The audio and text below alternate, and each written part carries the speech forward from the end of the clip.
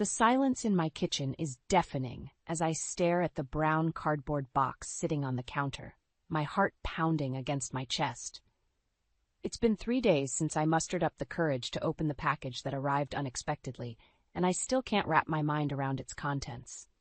Inside was a leather-bound diary and a small digital voice recorder, both belonging to my daughter Leela. But that's not what has my stomach in knots and my thoughts spiraling out of control. It's the note that accompanied them, written in Lila's unmistakable handwriting. Mom, if you're reading this, it means I'm gone. I'm sorry for leaving you like this, but I couldn't bear the pain any longer. The truth about my life and my marriage is within these pages and recordings. I hope they bring you the closure I couldn't find. Love always, Leela. Gone? What does she mean? Gone? My beautiful, vibrant daughter, who had her whole life ahead of her, couldn't possibly be. I shake my head, trying to dislodge the thought. No, there has to be some mistake. Lila would never. But even as I try to deny it, deep down, I know it's true. The sinking feeling in my gut tells me that my worst fear has come to pass. With trembling hands, I reach for the diary and flip it open to the first page. As I begin to read, Lila's voice fills my head, as if she's standing right beside me, whispering her secrets. I don't know how much longer I can keep up this facade. Derek, the man I thought I knew, the man I married, he's not who I thought he was. He's controlling, manipulative, and I fear he's involved in something sinister. I'm scared, Mom. I don't know what to do or who to turn to. My vision blurs with tears as I continue reading, each page revealing a new layer of my daughter's hidden torment. The man she loved, the man I welcomed into our family, is nothing but a monster in disguise. As I reach the final entry, dated just 2 weeks ago, my heart shatters into a million pieces. I can't take it anymore. The constant fear, the isolation, the pain. It's too much. I've tried to be strong, but I'm at my breaking point. I'm sorry, Mom. I love you, and I hope someday you can forgive me. A gut-wrenching sob escapes my throat as the reality of what I've just read sinks in. My daughter, my precious Lila, took her own life to escape the hell her husband put her through. Anger, white-hot and all-consuming, surges through my veins. Derek, that bastard, drove my daughter to this. He destroyed her, piece by piece, until she couldn't bear to live another day. I clench my fists, my nails digging into my palms as a newfound determination takes hold. I will not let my daughter's death be in vain. I will uncover the truth, no matter the cost. Derek will pay for what he's done. Wiping away my tears, I reach for the digital recorder and press play. Lila's voice, tinged with fear and desperation, fills the room. Derek, please, you're hurting me. Why are you doing this? I thought you loved me. The recording ends abruptly, and I'm left in silence once again. But in my mind, a plan begins to take shape. I will retrace Lila's steps, unravel the web of lies and deceit that Derek has spun, and bring him to justice. I owe it to my daughter, to the memory of the beautiful, loving soul she was. I will not rest until the truth is exposed and Derek faces the consequences of his actions. With a heavy heart but an unwavering resolve, I tuck the diary and recorder back into the box and close the lid. It's time to get to work. For Lila, for the justice she deserves. The sun is barely peeking through the curtains when I find myself hunched over my laptop, a steaming mug of coffee beside me. It's been days since I discovered Lila's diary and the truth about her marriage, and I haven't been able to sleep more than a few hours at a time. Every time I close my eyes, I see her face, hear her voice pleading for help. I've been combing through her social media accounts, her emails, anything that might give me a clue as to what really happened. It's not easy, but I'm determined to piece together the puzzle of her life. A notification pops up on my screen, and my heart nearly stops. It's a message from Emily, Lila's best friend's childhood. We haven't spoken in months. Not since the funeral. Marion, I know it's been a while, but I need to talk to you. It's about Leela. Can we meet? My fingers tremble as I type out a response, agreeing to meet her at a nearby cafe. I grab my coat and keys, my mind racing with questions. An hour later, I'm sitting across from Emily, her eyes red-rimmed and her hands clutching a cup of tea. She takes a deep breath before speaking. Marion, there's something you need to know about Derek. He was horrible to Lila at work. He was her supervisor, but he used his position to control her, to make her life miserable. I feel my stomach drop, my worst fears confirmed. What do you mean? What did he do? Emily's voice shakes as she recounts the stories Lila told her. The constant criticism, the belittling remarks, the threats to her career if she didn't comply with his demands. It's a nightmare come to life. She was so scared, Marian, she didn't know what to do. He had so much power over her, and she felt trapped. I tried to convince her to leave him, to report him to HR, but she was terrified of what he might do. Tears stream down my face as I listen, my heart breaking for my daughter. How could I not have seen it? How could I have let this happen? Emily reaches across the table and takes my hand. There's more. I think Derek was involved in something illegal at work. Lila overheard him talking on the phone one night, something about money laundering and offshore accounts. She was going to go to the authorities, but then she trails off, unable to finish the sentence. We both know how the story ends. I take a deep breath, my mind reeling with this new information. Derek wasn't just a monster at home, he was a criminal, and he drove my daughter to take her own life.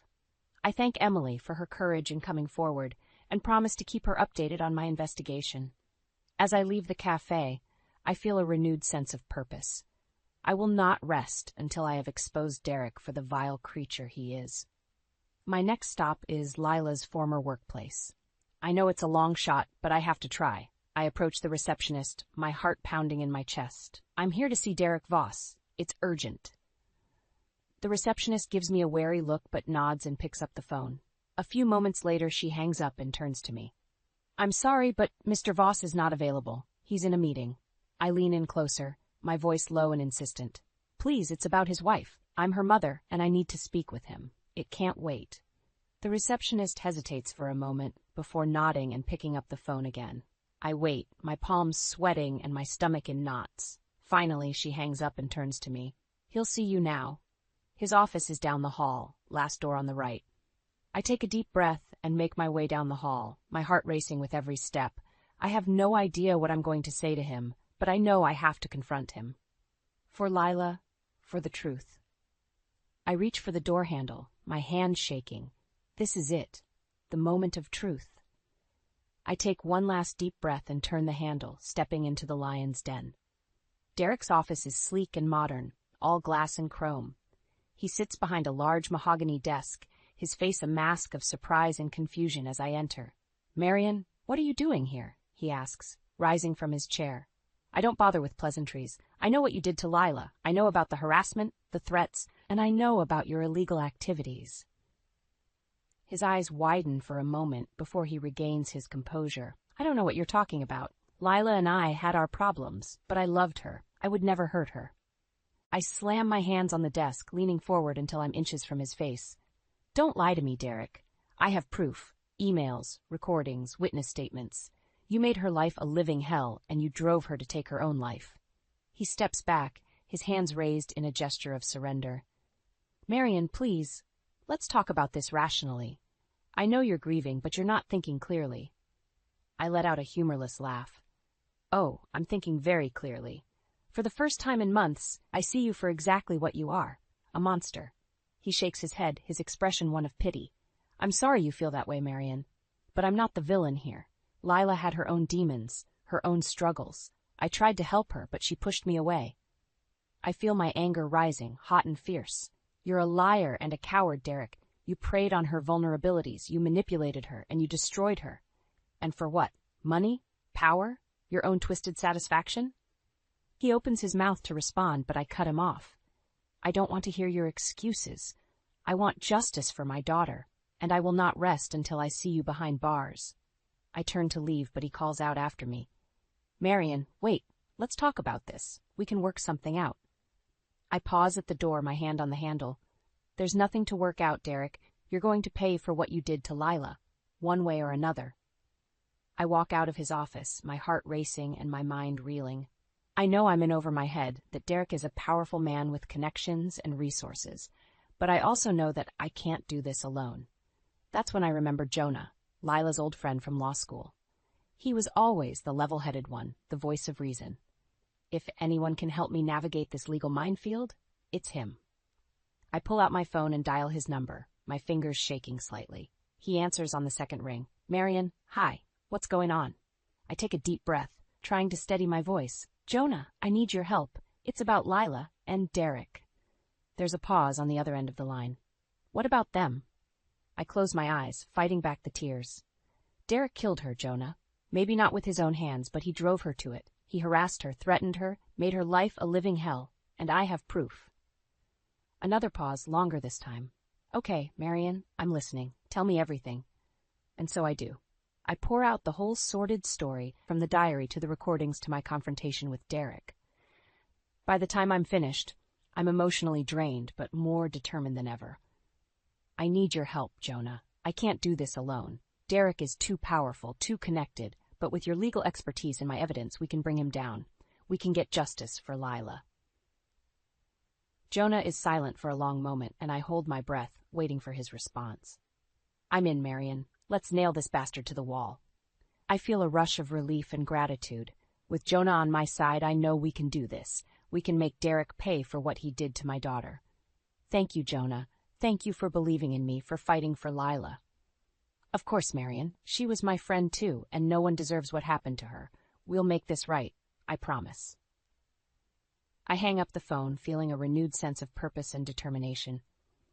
Derek may think he's untouchable, but he's about to learn the hard way that a mother's love knows no bounds, and when it comes to my daughter, I will move heaven and earth to get justice.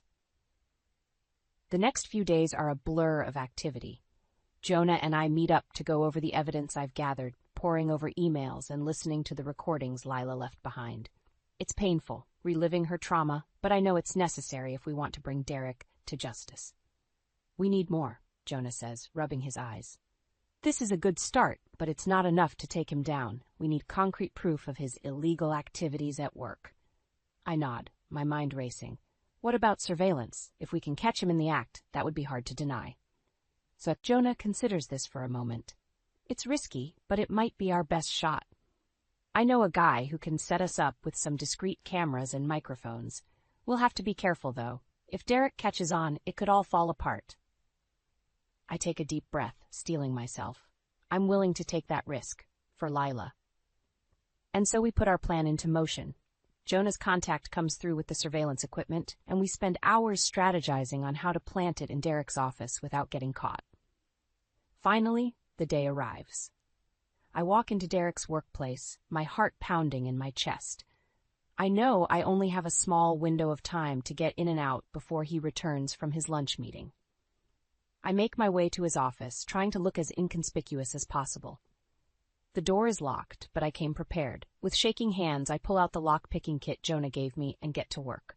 It takes longer than I anticipated, and I can feel the sweat beading on my forehead. But finally, I hear the click of the lock, and the door swings open. I move quickly, placing the cameras and microphones in strategic locations around the room. I'm just about to leave when I hear voices in the hallway. My heart stops. It's Derek, and he's heading this way. I look around frantically, trying to find a place to hide. There's a small supply closet in the corner, and I rush over to it, slipping inside just as the door to the office opens. I hold my breath, trying to slow my racing heart. I can hear Derek talking on the phone, his voice muffled through the closet door. I told you I'll have the money by the end of the week. No, I don't care how you get it. Just make it happen. There's a pause, and then he speaks again, his tone more menacing. Listen, I've got a lot riding on this deal. If it falls through, there will be consequences, and trust me, you don't want to know what those consequences are. I feel a chill run down my spine. This is it. This is the proof we need. I wait until I hear Derek leave before I emerge from the closet, my legs shaking. I quickly finish placing the last of the surveillance equipment and then slip out of the office, my heart still racing. I meet up with Jonah back at his place, and we quickly download the footage from the cameras. What we see is damning. Derek meeting with shady characters, discussing large sums of money and offshore accounts. It's all there, in black and white. We got him, Jonah says, a grim smile on his face.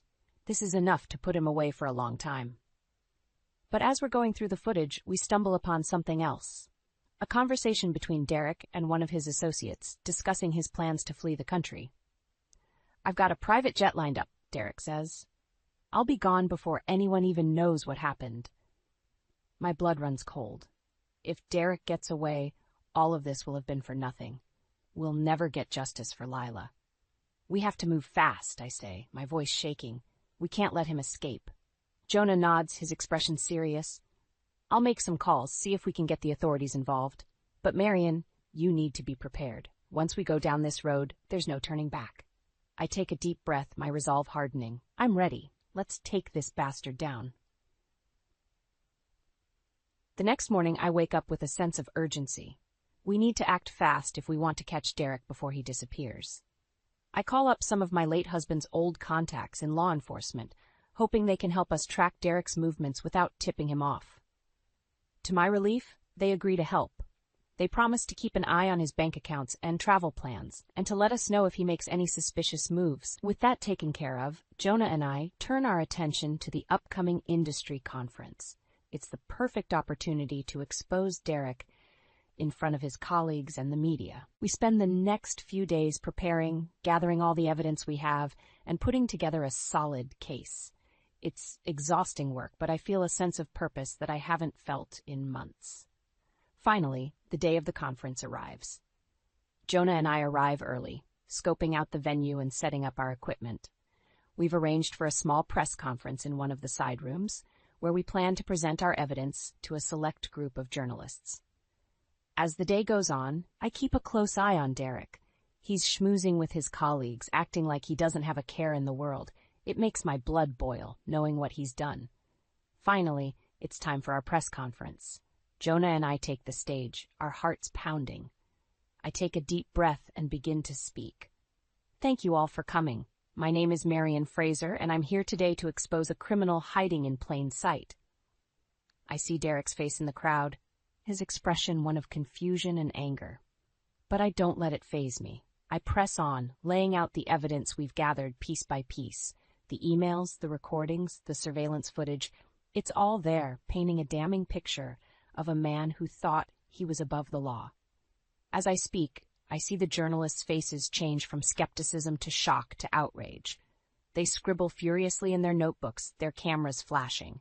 And then, just as I'm about to wrap up, Derek stands up and starts shouting, "This is ridiculous. These accusations are completely baseless. I'm an honest businessman, and I won't stand for this slander." But even as he speaks, I can see the panic in his eyes. He knows we have him cornered. Jonah steps forward, his voice calm but firm. "Mr. Voss, we have evidence that you've been involved in financial fraud and workplace harassment. We also have reason to believe that you're planning to flee the country to avoid prosecution." Derek's face goes white. He looks around wildly, as if searching for an escape route. But it's too late. The doors to the room burst open, and a team of law enforcement officers rush in. They surround Derek, their guns drawn. "Derek Voss, you're under arrest for embezzlement, fraud, and harassment. You have the right to remain silent." As they read him his rights, I feel a sense of relief wash over me. It's over. We did it. The journalists are in a frenzy, shouting questions and snapping photos, but I tune them out, focusing on the sight of Derek being led away in handcuffs. Jonah puts a hand on my shoulder, squeezing gently. "You did it, Marion. You got justice for Lila." I nod, tears welling up in my eyes. I just wish she was here to see it. As we leave the conference room, I feel a sense of exhaustion and elation. It's been a long, hard road, but we finally made it to the end. I know there will be more battles ahead, more challenges to face. But for now, I allow myself a moment of triumph. For Lila, for myself, for all the victims who never got to see their abusers brought to justice. We may not be able to change the past, but we can fight for a better future. And that's exactly what I plan to do, one day at a time. The aftermath of Derek's arrest is a media circus. Reporters hound me for interviews, wanting to know every detail of the story. I do my best to keep a low profile, focusing on the legal proceedings and letting Jonah handle the press. But even as the court case moves forward, I can't shake the feeling that there's more to the story. I keep thinking back to Lila's diary, to the pain and fear she expressed in those pages. I know Derek is responsible for her death, but I need to hear it from his own lips. I need him to admit what he did. So when Jonah tells me that Derek is willing to meet with me, I jump at the chance. I know it's a risk, that he could try to manipulate me or twist the truth. But I have to take that chance for Lila's sake. The meeting takes place in a small, windowless room at the jail. Derek is brought in, his hands and feet shackled. He looks thinner than the last time I saw him, his face gaunt and his eyes hollow. He sits down across from me, his expression wary. "What do you want, Marion?" I take a deep breath, trying to keep my voice steady. "I want the truth, Derek. I want you to admit what you did to Lila." He scoffs, shaking his head. "I already told you I didn't do anything. Lila was troubled. Sincere. She had her own issues. I tried to help her, but she wouldn't let me." I feel my anger rising, hot and fierce. "Don't give me that bullshit, Derek. I know what you did. I have proof. You harassed her, you threatened her, you made her life a living hell." He leans back in his chair, a smirk playing at the corners of his mouth. "You don't know anything, Marion. You think you have it all figured out, but you don't. Lila was weak. She couldn't handle the pressure. That's not my fault." I slam my hand down on the table, making him flinch. "Shut up. Just shut up and listen to me. Lila was not weak. She was strong and brave, and she deserved so much better than you. You broke her, Derek. You broke her spirit and her heart, and you drove her to take her own life." I see a flicker of something in his eyes, a hint of remorse or guilt. But it's gone just as quickly, replaced by a cold, hard stare. "You want the truth, Marion? Fine, I'll give you the truth. Yes, I was hard on Lila at work. Yes, I pushed her to be better, to work harder. But that's because I knew she had potential. I was trying to help her, to make her stronger." I shake my head in disbelief. "You call that helping? You call that making her stronger? You destroyed her, Derek. You took everything that was good and bright about her, and you crushed it." He leans forward, his face inches from mine. "You know what, Marion? Maybe you're right. Maybe I did push her too hard. Maybe I did contribute to her breakdown. But let me ask you this. Where were you when she needed help? Where were you when she was crying herself to sleep every night, when she was popping pills just to get through the day? You were too busy with your own life to notice what was happening right under your nose." I feel like I've been slapped. His words cut deep, hitting on the guilt and regret that I've been carrying around for months. But I won't let him see that. I won't give him the satisfaction. I stand up, my chair scraping loudly against the floor. "This is on you, Derek. Lila's death, the pain she went through, that's all on you. And now the world knows it too. You're going to pay for what you did, one way or another." I turn to leave, but his voice stops me. "You think this is over, Marion? You think you've won? Think again. I have powerful friends, people who will make sure I never see the inside of a jail cell. And when I get out, I'm coming for you and everyone else who tried to bring me down." I don't turn around. I don't give him the chance to see the fear in my eyes. I just keep walking, my head held high. This isn't over, not by a long shot. But for now, I'll take the victory where I can get it. For Lila, for justice, for the chance to make things right. In the weeks following Derek's arrest, the case against him builds steadily. The evidence we gathered, along with testimony from his victims and colleagues, paints a damning picture of a man who abused his power and his position. I attend every court hearing, watching as Derek's lawyers try to spin the story in his favor. They claim that he's being unfairly targeted, that the charges against him are baseless and politically motivated. But the truth is undeniable. The emails, the recordings, the witness statements. They all point to a pattern of harassment and abuse that stretches back years. And then there's the financial fraud. As the investigators dig deeper into Derek's business dealings, they uncover a web of shell companies and offshore accounts, all designed to hide his ill-gotten gains. It's clear that Derek wasn't just a bully and a harasser. He was a criminal, through and through. The day of the verdict arrives, and I'm in the courtroom, my heart pounding in my chest. Jonah is beside me, his hand resting reassuringly on my arm. The judge reads out the charges, his voice solemn and grave. Embezzlement, fraud, harassment, and a host of other crimes, all adding up to a life sentence in prison. I watch as Derek's face pales, his eyes widening in shock and disbelief. He tries to stand up to protest, but the bailiffs force him back down into his seat. The judge bangs his gavel, and it's over. Derek is led away in handcuffs, his head bowed and his shoulders slumped. I feel a rush of emotion, relief, satisfaction, and a deep, aching sadness. Lila is gone, and nothing can bring her back. But at least now, her tormentor is facing justice. The media descends on the courthouse steps, clamoring for a statement. I take a deep breath and step forward, my voice shaking but clear. Today, justice was served. Derek Voss is a monster who preyed on the vulnerable and the defenseless. He destroyed lives and shattered families, all in the name of his own greed and ego. But now, he's been exposed for what he truly is. He'll spend the rest of his life behind bars, paying for his crimes. The reporters shout questions, but I ignore them. I'm not doing this for them. I'm doing it for Lila, and for all the other victims who never got to see their abusers brought to justice. As I walk away from the courthouse, I feel a sense of emptiness. The fight is over, but the pain lingers on. In the days and weeks that follow, I watch as Derek's life unravels. His assets are seized, his business empire crumbles, and his reputation is left in tatters. His professional licenses are revoked, and he's expelled from the industry organizations that once welcomed him with open arms. Even his so-called friends and allies abandon him, eager to distance themselves from the scandal and the shame. It's a fitting end for a man who thought he was untouchable, who believed that his wealth and his power would protect him from the consequences of his actions.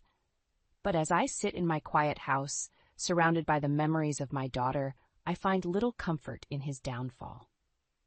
Lila is still gone, and the hole she left in my heart will never be filled.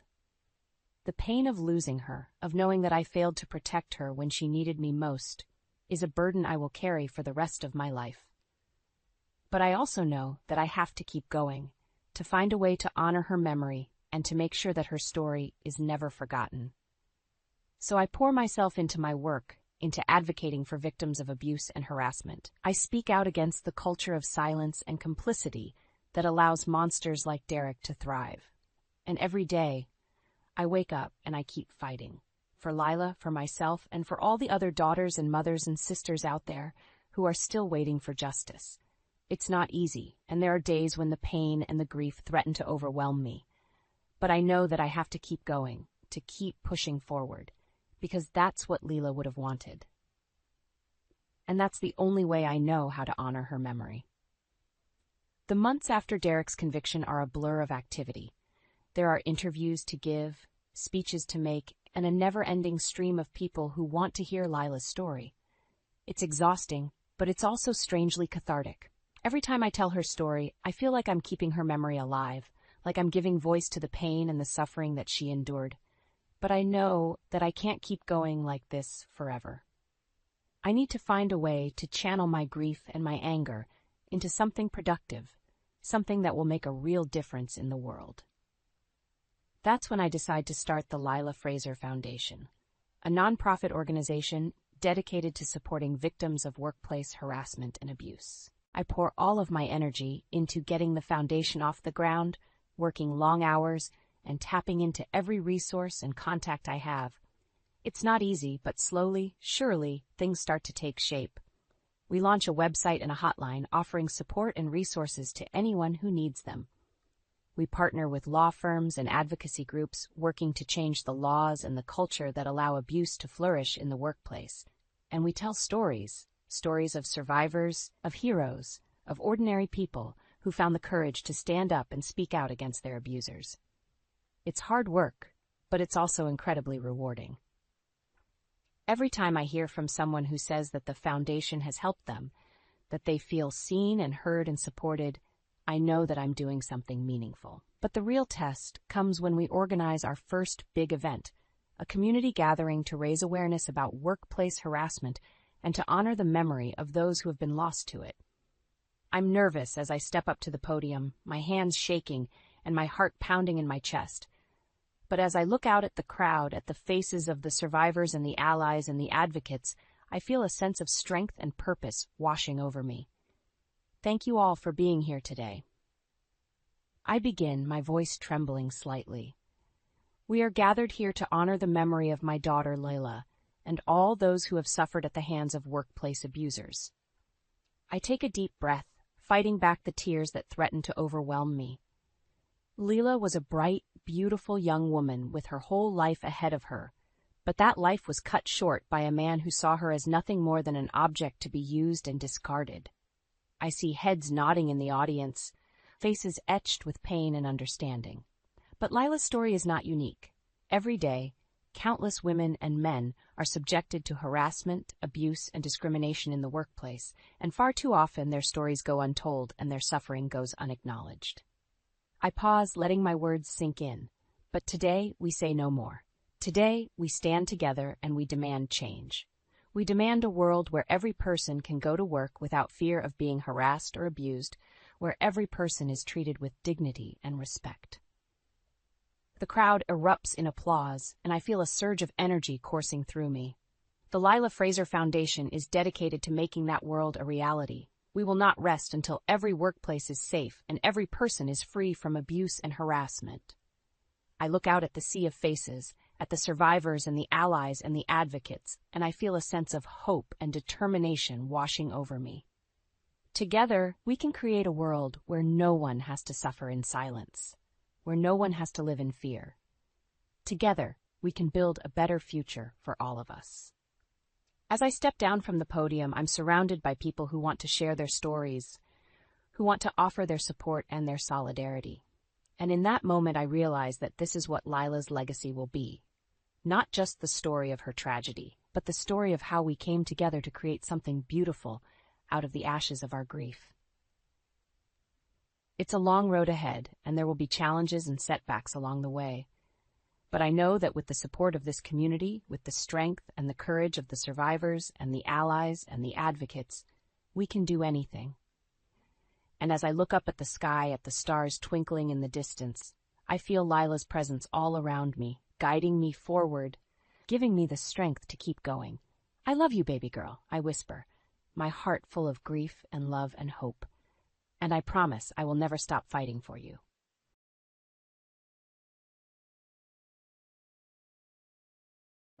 You don't understand anything. Do you still not know why I cheated? When I confronted him about the affair, my husband pursed his lips, adopting an attitude that seemed to say, "It's not his fault, but yours." I confronted him, assertively. "What do you mean? Are you saying I'm the reason you cheated?" Yeah, that's right. I cheated because you made me feel lonely. Huh? Are you serious? Of course. I don't want to hear your excuses. Just get out. At that moment, the feelings I had built up towards my husband melted away. There was no longer any affection, only a sense of disgust. What did he just say? Cheating because I made him feel lonely? This is ridiculous. I'll make sure to make him suffer, no matter what it takes. Determined to seek revenge, I immediately began preparations. My name is Karen Rivers, and I'm 32 years old. I work for a well-known beverage company.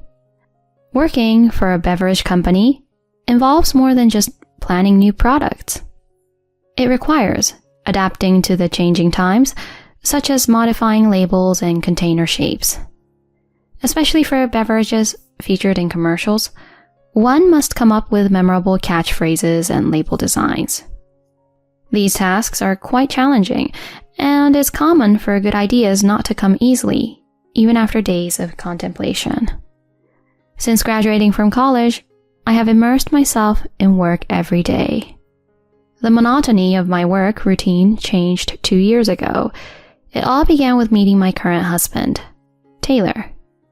I first met Taylor at a group blind date I was invited to by friends. I was not in the mood for it to begin with, and I was just drinking. But then, he approached me. Would you normally talk to someone who is just sitting in the corner of the table drinking alcohol? He's an unusual person. I was thinking that, but when we started talking, surprisingly, I naturally began to smile. We exchanged contact information, and the following month, as we went out for a meal together. After dating for a year, we started living together with the prospect of marriage. While my job keeps me busy, Taylor's company is small, so there's usually some flexibility in his schedule. That's why, whenever I come home, he's always there, ready and waiting with a meal. Welcome back, Karen. Dinner is just ready. You made it for me. Thank you. Karen, you're busy, so it can't be helped. It's something simple, so cut me some slack. Yeah, I'm really happy. Thank you so much. You're contributing a lot to our living expenses, so it's only fair. We had quite a difference in income, you know. This is because a few years ago, my project was successful, leading to a promotion. When we roughly disclosed our incomes before moving in together, there was about a threefold difference between my salary and Taylor's. So we decided to split the rent, and I covered utilities and groceries. While most of the living expenses fell on me, I didn't mind, because Taylor took the lead in steering our life together. Unlike me, who occasionally faced sudden overtime, Taylor reliably had weekends and holidays off. So on weekdays, he cooks meals and cleans the bath. On his days off, he would thoroughly clean the entire house. I, in turn, sometimes took on household chores to give him a break.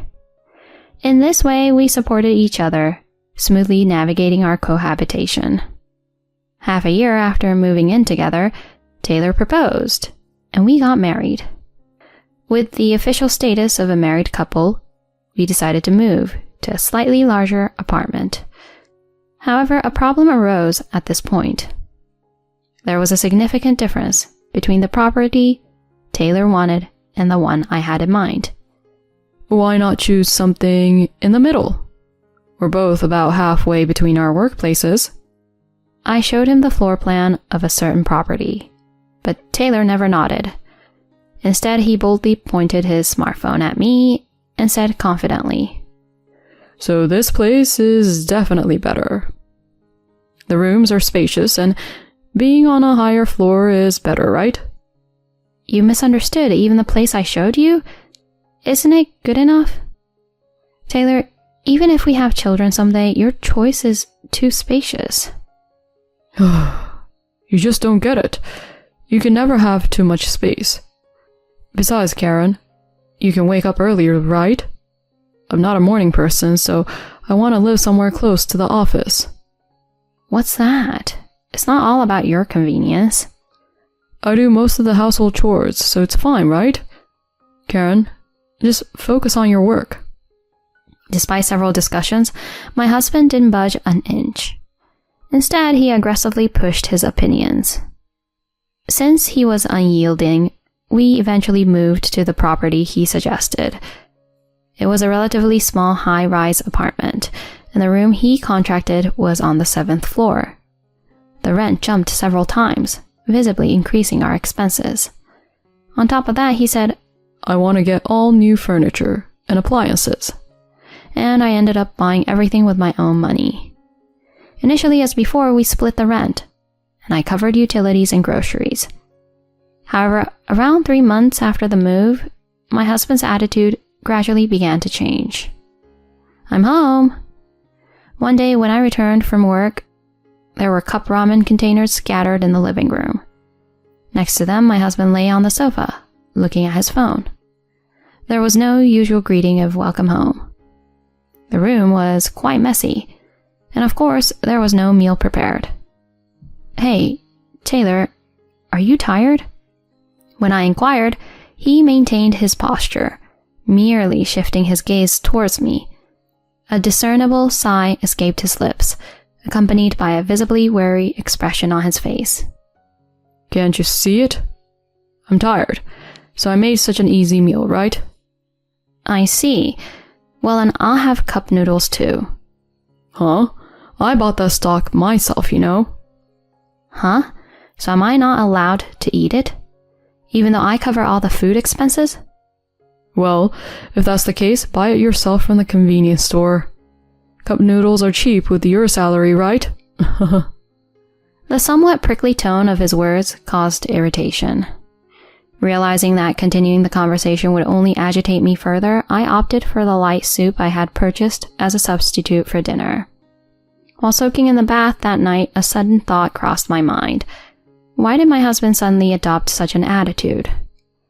I wonder what's up with Taylor. Maybe he's really exhausted. Up until now, I had entrusted most household chores to my husband, Though I helped when I could, the burden remained substantial. Several months had passed since that incident, and rather than improving, my husband's demeanor grew colder each day. Recently, he started ignoring me even when I tried to talk to him. A new project had started a little while ago, and I found myself in the busy role of a team leader. My return home was later than usual, and I would often collapse into bed without eating dinner. Lately, my husband stopped preparing meals altogether, and we began fending for ourselves. While I felt a sense of loneliness, for someone with early mornings and late nights like me, it was somewhat easier. Then one day, after a series of overtime shifts, an unusual request came from my boss. Can you leave on time today? It's been a while since I've had dinner with my husband. So I went to the supermarket to buy his favorite potato au gratin and roast beef, and bought 2 tarts at a cake shop. However, no matter how long I waited, my husband didn't return. The time was already past 7 p.m. My husband always gets off work on time, so no matter how late he gets off at work, he should be home by 6 p.m. I tried sending a message, but there was no response. Time passed with no indication, not even a red receipt. What's going on with Taylor? Even after 8 p.m., there was no sign of my husband returning. The prepared dishes were nearly cold. Frustrated, I decided to call him. Surprisingly, he answered after a few rings. What do you want? Behind his curt words, I heard a small chuckle. A bad feeling hit me, and I immediately pressed him for an explanation. Hey, where are you right now? Are you with someone? It doesn't matter where I am. You're probably working late too, so what's wrong with having a drink and coming home a bit late? I'm already home today. I left work on time. I even bought dinner. I've already eaten, so I don't need it. Bye. Wait a sec. Despite the conversation being far from over, he unilaterally ended the call. No matter how many times I called back, he didn't respond. My head was filled with discomfort. One thing was certain. My husband was somewhere with someone. Perhaps it was just a colleague, or a friend he hadn't seen in a while. But was this woman's intuition kicking in? I could sense he was hiding something in his tone and demeanor. So I decided to open my husband's room and started searching for something. Found it, the one he always used. This is the tablet my husband usually uses. He recently purchased a new one, so this tablet is not in use right now. If he's cheating, I thought there might be evidence on this device he used until recently. I turned on and charged the tablet. Perhaps because it was replaced with a new one, but the tablet was unlocked, and I was able to open it right away. I went through the apps in it and casually opened the mail folder, where I finally found what I was looking for. I knew it. Taylor was cheating on me. There was an email history of my husband communicating with his affair partner. It seems like he used this tablet because if he exchanged messages on a smartphone app, I would find out. In the folder, there were dozens of messages left every day, and there were even cheerful couple photos sent by the person he was having an affair with. The photo folder had many pictures of the woman who was presumably his affair partner. I went back in the email exchanges, which dated back to about 4 months ago. The change in my husband's attitude began right around that time. It was a mystery why he suddenly became cold to me, but the mystery has finally been solved. Considering the timing, it's probably accurate. In that moment, anger began to shake my body uncontrollably. My hand, gripping the tablet, tightened as if to say, "Is this not enough?" Unbelievable. To think he was cheating just as his attitude suddenly turned sour. I decided to wait for my husband's return and confront him with the truth. After 11 p.m., my husband finally returned, and I immediately pressed him for answers. Hey, what's going on? Were you cheating? Huh? What the hell? All of a sudden, you're saying random stuff without any evidence. I do have evidence. Look. I presented the evidence I found on the tablet to my husband. He seemed surprised for a moment, but then started laughing. You really don't understand anything. Don't you get why I cheated? It's because you made me lonely. My husband looks at me like I'm an idiot, his mouth agape. He acted as if it was not his fault and that it was my fault. I forcefully confronted my husband with this. What do you mean? Are you saying it's my fault you cheated? Yeah, that's right. I cheated because you made me feel lonely. Huh? Are you seriously saying that? Obviously. I don't want to hear your excuses. Just get out and stop bothering me. My husband took out a pre-filled divorce form from his bag, slammed it on the living room table, and had a triumphant smile. In that moment, all the feelings I had built up for my husband quickly faded away. There was no love left, only a strong sense of disgust. What did he just say? I cheated because you made me feel lonely? This is ridiculous. No matter what it takes, I'll make sure he pays for this. With revenge on my mind, I turned to my husband and told him in no uncertain terms. I understand. Then I'll just take my personal belongings and leave. Fine. Do as you please. With this, I can finally live with my girlfriend. In return, give me just 1 week. I need to find a new place. Whatever. I'll stay at my girlfriend's place for about a week, so make sure you're out by then. My husband left our home with a bare minimum of belongings. I, on the other hand, also immediately began preparing. Of course, it's not just about moving. I decided to take everything in this house, meaning all the furniture and appliances I purchased, with me. On that day, I packed up some of my belongings, and the next day I contacted the moving company. After signing a contract for a monthly apartment for temporary stay, I left home. 2 days had passed since I moved into the monthly apartment. We had already submitted the divorce papers, and we were complete strangers now. On this day, as I was having a dinner alone, my phone rang. I had anticipated it, and as expected, it was a call from my ex-husband. "Hello?" he exclaimed as soon as I answered. Hey, what the hell are you doing? What's wrong? Why are you so worked up? Don't play dumb. Inside the house, why is there nothing left? Huh? Didn't I say it? I'm taking my personal belongings with me. All the furniture and appliances in that house were purchased by me, right? So, is there a problem with me taking them with me? What? What the hell is that? Since you're the one leaving, it's normal to leave that kind of stuff behind, right? What do you think I invited her for? He probably intended to show off in front of his girlfriend. However, the house was now practically empty. Just imagining his face at that moment made me want to burst into laughter.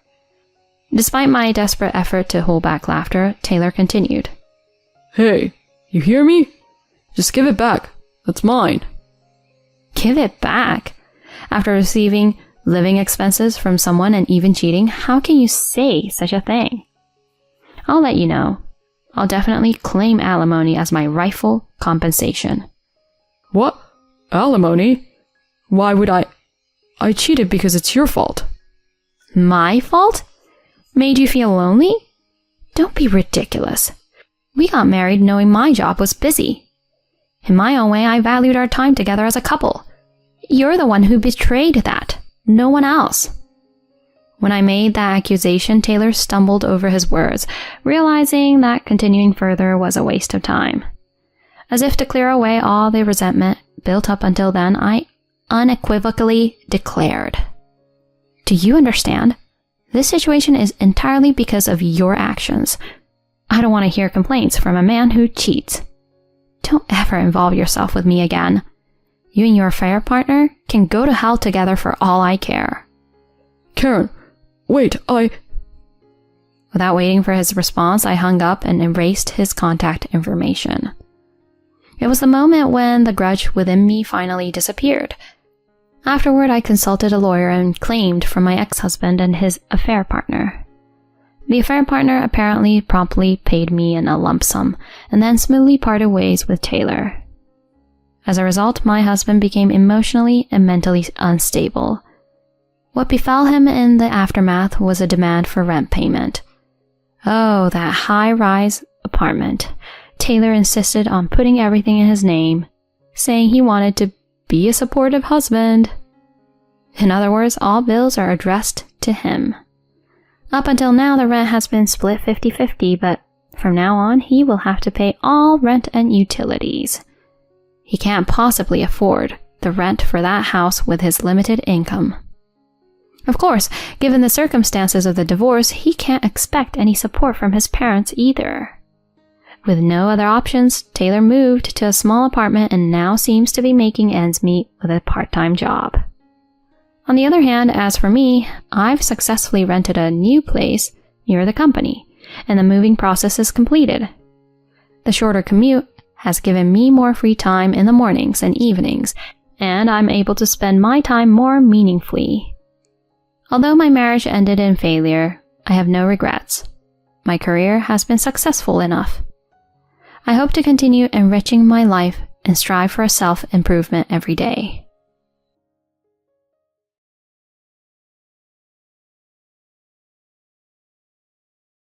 Actually, I've decided to go on a trip to Hawaii starting now. I received a call from my husband, who betrayed me and continued to extort money from me. I haven't heard anything about Hawaii. My husband responds to this with a smile on his face. Well, you didn't say anything. Even I need to take a break once in a while, you know. So I decided to unwind in Hawaii. Huh? What about the money?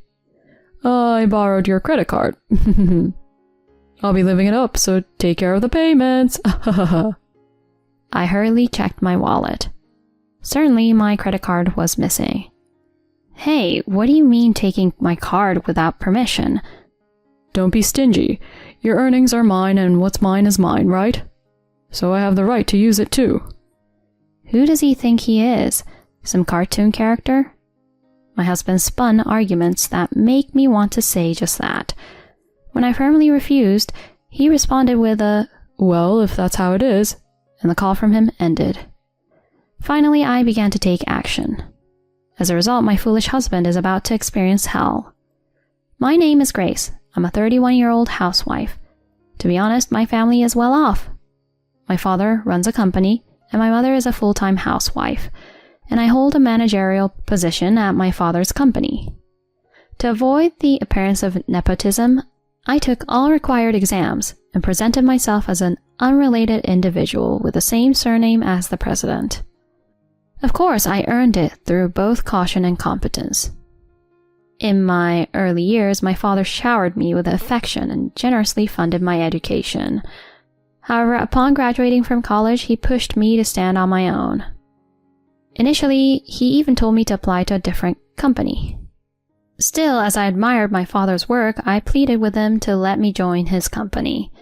He reluctantly agreed, promising not to engage in favoritism. Given such circumstances, I moved out of my family home a long time ago and have been living on my own. Motivated by a desire to repay my father, I dedicated myself to work for several years. I found myself in my late 20s without a boyfriend.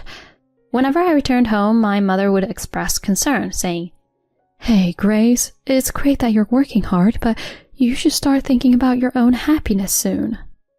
I'm happy right now with my job. It's not about that. Haven't you thought about marriage? Should I help find someone for you?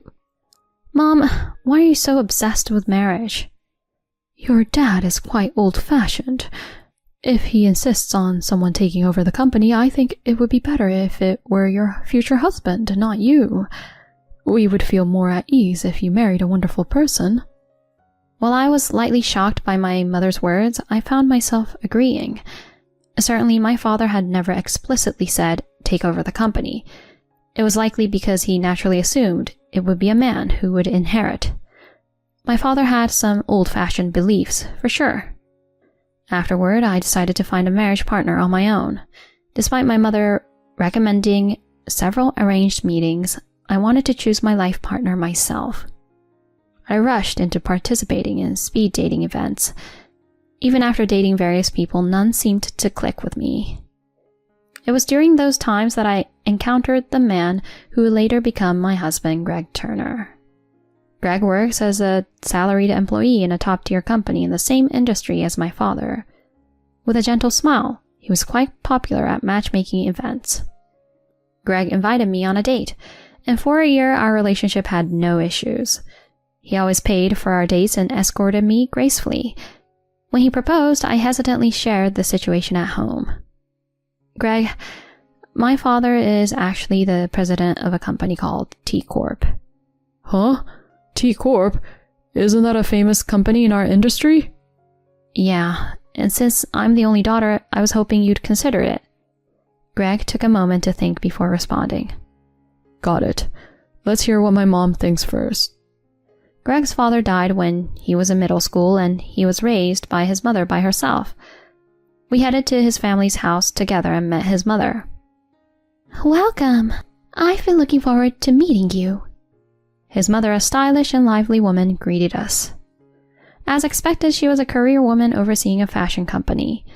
When we told her about our marriage plans and that we wanted him to inherit the company, she smiled and said, "That's fine. Our family isn't the kind that needs someone to inherit. If you two are happy, that's what matters the most." Thank you so much, Mom. And so the marriage introduction with his mother was concluded. By that time, I had grown to really like my mother-in-law. Your mom is such a wonderful person. She exudes this modern, career-oriented woman vibe, and I find it admirable. Is that so? When she gets mad, she's terrifying. I can't stand up to her. I couldn't help but laugh at Greg, who shrugged his shoulders. Afterward, it was time to visit my parents' house. When Greg informed them of our intentions, my father and mother were more delighted than I had imagined. Grace, you've brought an amazing person. We bless your happiness. That's great, Grace. Greg, take care of our daughter, okay? Greg stood tall and responded warmly to my parents in a refreshing manner. Later, we got married and started living together. My parents gave us a new apartment as a wedding gift. The house was registered under my name. Living in a beautiful city apartment, we thought we'd both work hard and collaborate on household chores. I believed in such an ideal newlywed life. However, that ideal was quickly shattered. Greg unexpectedly quit his job just 1 month after we got married. What do you mean? Quitting your job? Come on, Grace. You're getting a decent salary, and eventually you'll inherit T Corp, right? I was thinking of being a house husband until then. What are you talking about? I don't have any support from my parents. I can't rely on that. With your salary, we'll be fine. Let me take it easy. Despite repeatedly pleading with him to find a job, Greg didn't take it seriously. Instead, he started to resist, saying, I came as their son-in-law, and this is how you treat me? Having felt the need to compromise with such a husband, I asked him to at least take care of the household chores properly. Leave it to me. Since I'm a house husband, I'll handle the housework. Even though Greg said that, his household chores were incredibly sloppy. The rooms were messy, laundry was scattered around, and dinner consisted of supermarket ready-made dishes. In the end, I had to redo everything. One day, unable to endure it any longer, I said, Greg, you're not doing any of the housework properly. I want you to be a bit more responsible. What? I'm doing my best. What's with that attitude? But... Seriously, that's what you call having some moral standards. Is it fun for you to blame a vulnerable house husband like me? Faced with Greg's complaints, I could only sigh. I worked while giving Greg the living expenses, and he handled the household tasks carelessly. This lifestyle continued for a whole year. Around the 1-year mark of our marriage, Greg started asking me for money. Hey, Grace, I'm running short on living expenses. Huh? Already? I just gave you some not long ago. Well, it's not enough. Can't help it, right? Each time I reluctantly handed him a few more dollars. Greg even asked me to get a credit card for him, but I refused. With his spending habits, it was unpredictable. Greg, what on earth are you spending so much on? This is going to put us in the red. I was quite worried. During that time, I had to plan a company trip, so I went to a travel agency alone. I was having a meeting in a booth surrounded by walls when I overheard a conversation in the next booth. Hey, where are we going? The Bahamas? Anywhere with you is fun. But isn't Hawaii better than the Bahamas? I could hear snippets of the couple's conversation. The voice of that man was unmistakably familiar. It was the exact voice of my husband, Greg. I interrupted the meeting, peeked out from behind the wall, and confirmed it. There he was, Greg, with a smug smile, arm in arm with a woman I didn't recognize, selecting brochures for their trip. At that moment, I understood everything. The reason he became cold towards me and frequently asked for money was because he was having an affair with that woman. I won't forgive him for making a fool out of me. While my head felt like it was boiling, I returned to the meeting booth. The scene I witnessed a moment ago kept swirling in my mind. After that, I took action and asked a private investigator to look into Greg. In just 1 week, substantial evidence of his affair had been gathered. It turned out he was meeting that woman almost every day while I was at work. The woman's name was Heather. Apparently, she worked at night. As I was grappling with the results of the investigation, my phone rang. The caller was Greg. Hello? Oh, Grace. Working hard, huh? Greg spoke arrogantly. So what? What do you want? Hey, can you guess where I am right now? An airport announcement could be heard in the background. The airport? Ding dong! Actually, I've decided to go on a trip to Hawaii now. Greg casually mentioned such a thing. In my mind, the image of the two choosing a travel brochure at the booth came back. I tried to stay as calm as possible. Hawaii? I never heard about that. Well, you didn't say anything. As a full-time house husband, I need to relax sometimes, right? So I decided to stretch my wings in Hawaii. Huh? What about the money? I borrowed your credit card. We'll share the expenses, but you'll take care of the payment, okay? I hurriedly checked my wallet. Indeed, my credit card was missing. Hey, what's the idea with taking my credit card without permission? Don't be stingy. Your earnings are mine. And what's mine is mine, right? So, I have the right to use it. Who does he think he is? Some cartoon character?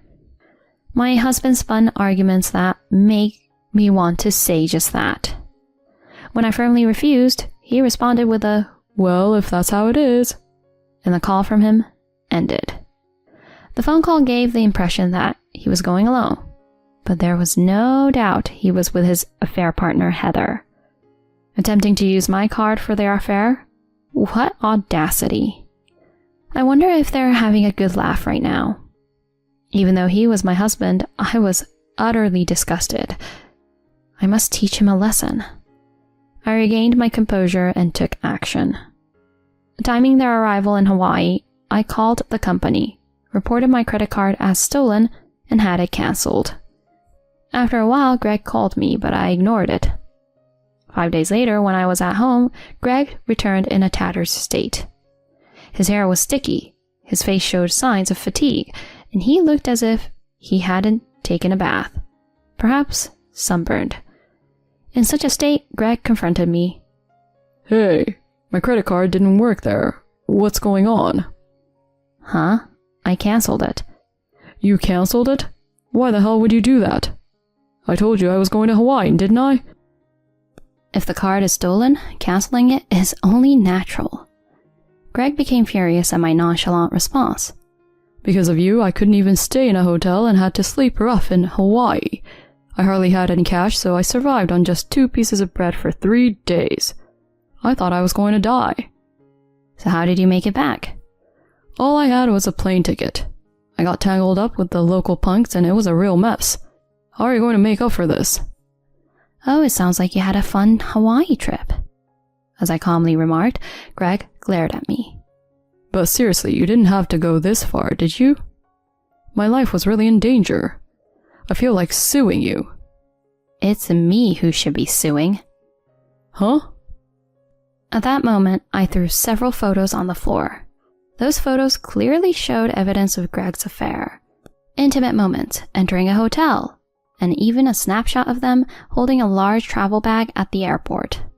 Seeing those pictures, Greg's face turned pale. What is this? Did you know about it? Yes, I've been asking the detective agency for a while now. You were planning to use my card for your affair, weren't you? Facing Greg, who turned pale and stuttered, I continued calmly. You'll compensate me for the affair and the money you embezzled, of course. And of course, we're getting a divorce. Huh? Divorce? Are you kidding me? Divorce over something like this? Just as Greg uttered those words, a woman's voice echoed in the room. You're the one kidding around. Upon confirming the source of the voice, Greg's legs gave out. Mom, why are you here? Yes, I had summoned his mother to this place. I explained his behavior and lifestyle, showed evidence of his affair, and had his mother waiting in the next room. His mother approached him with determination and delivered a powerful slap. Smack! A loud sound echoed in the room. What the hell, Mom? What are you doing? What about you? I didn't even know you quit your job. Not only did you become unemployed and rely on Grace, but you also stole her credit card for a cheating trip. What on earth were you thinking? Well... The only thing you can do is to sincerely apologize to Grace and accept her demands. Come on, sit down. Greg's mom grabbed his head and forced him to sit on the floor. He told me in a trembling voice as he shrank back from such a mother. Grace, I'm really sorry. It's all my fault. That's right. There's no denying that. At that moment, Greg lifted his head. But please, don't just divorce me. I don't want to lose this life, my position as president of T Corp, or anything else. I'll be a good husband from now on, so please let this incident slide. His mother, without a moment's hesitation, forcefully slapped Greg's head. Seeing him like that, I shouted loudly. Who's going to forgive you, you jerk? I'm definitely divorcing you.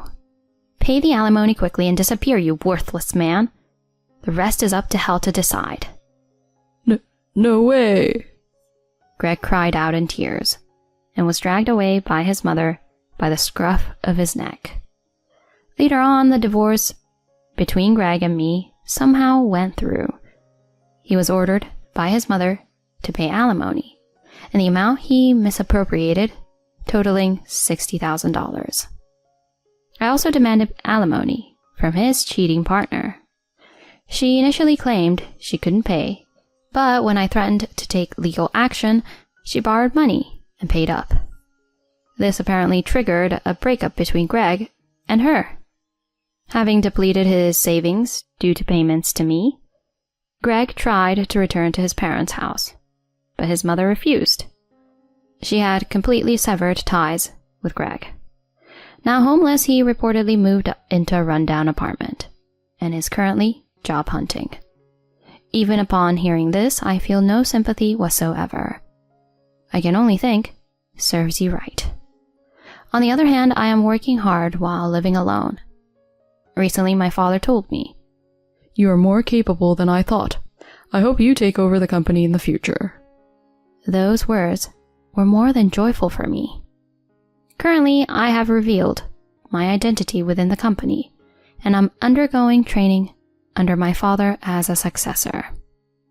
I would like to continue to make my life brighter by never ceasing my efforts.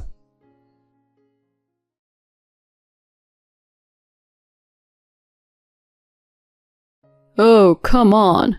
You're always relying on Mom, aren't you? Why don't you at least do the housework by yourself? Then my normally mild-mannered mother-in-law became furious with my husband.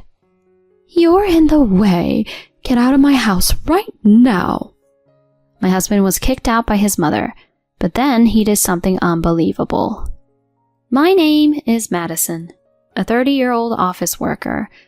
My husband Kyle and I have been married for 2 years.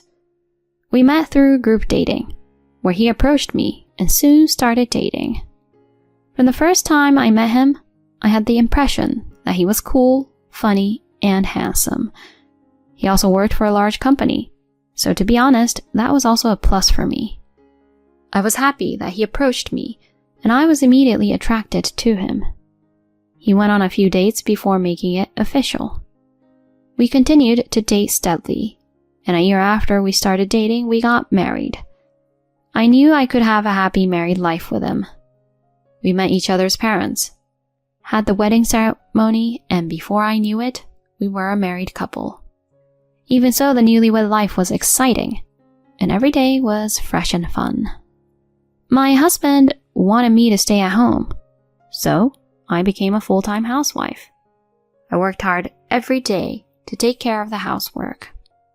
I carefully cleaned the house to make it comfortable, and I made sure to iron all the shirts my husband wore every day.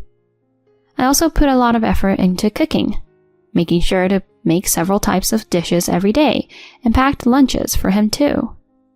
My husband was very satisfied with my efforts and praised me for it. You work really hard to do the housework, and it really helps me out. Thanks for everything. I was very happy just to hear my husband say that. After that, I continued to do my best. After all, when my husband praises me, I feel motivated. It makes me want to do more and more things for him. My husband took me to outings on his days off and took me to nice restaurants on our anniversaries. Because of these things, my newlywed life was extremely happy. I also had a good relationship with my in-laws. Every time I went to my in-laws' house, they were very nice to me. Madison, we got some delicious snacks, so why don't you join us? Oh, that sounds good. Okay then, I'll get the coffee. He's been into making hand-drip coffee these days, so we'll just have to let him do it. Oh, come on, don't say it like that.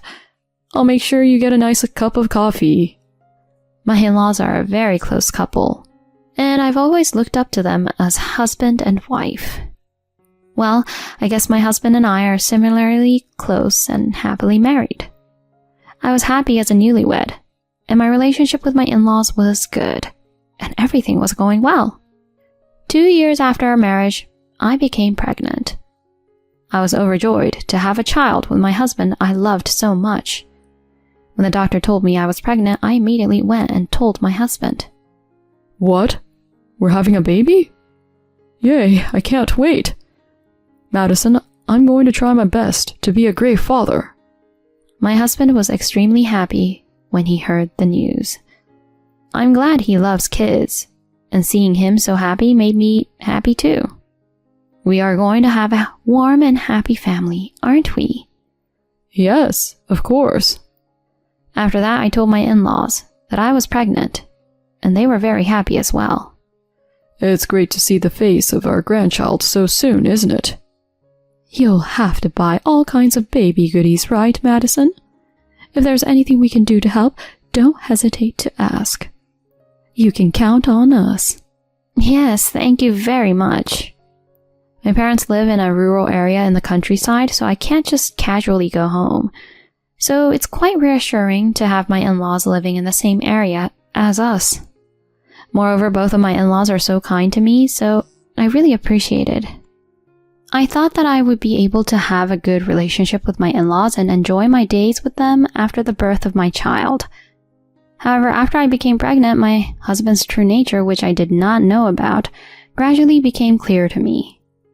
That day, I was extremely ill due to morning sickness. I didn't have the energy to cook dinner. I had never had a day like this since we got married. I've never been sick because I'm genuinely immune and don't catch colds. But this pregnancy was beyond my imagination, and I got sicker than I expected. I was so sick that I did not feel like moving around and doing the housework.